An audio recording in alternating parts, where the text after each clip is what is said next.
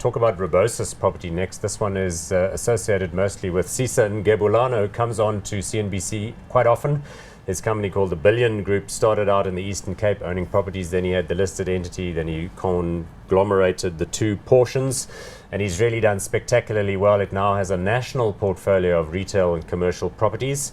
The market capitalization is slightly complicated because there are two classes of stock. REA is the one, REB is the other. If you add the two together, you get to about 12.6 billion.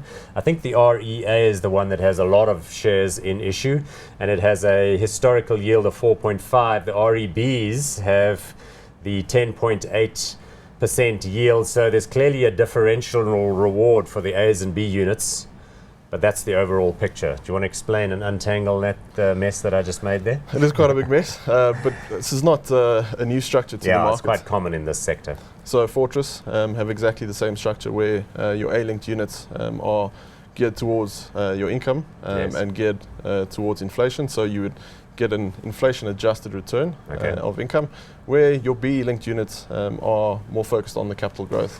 So how does it work? Does the A unit get a certain portion of the net proceeds up to a particular point and it's all capped and so on, and then anything above that goes to the Bs? Is that the usual thing? Yeah, essentially. Yeah. I think you've broken it down quite well.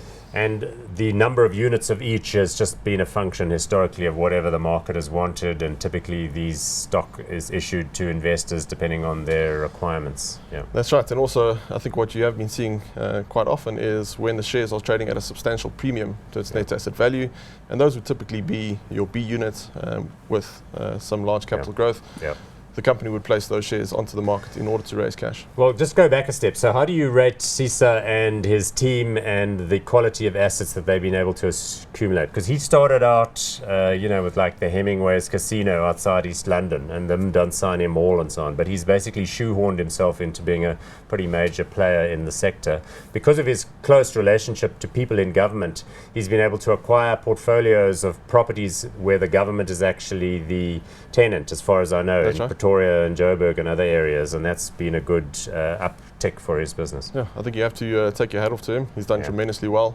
Very, very geared towards some of those government offices, which I don't think is a bad thing. I would rather be exposed to government letting than, say, some smaller corporates. Provided they pay their rent on time, which I assume is still the case.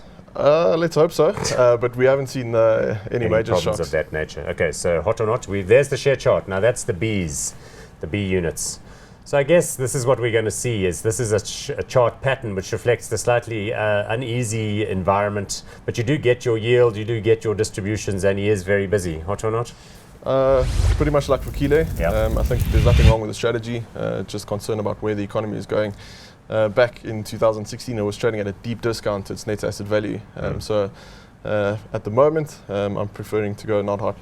Okay, but if you're a holder, you'd probably be hanging on to them. Okay, 2 not hots there.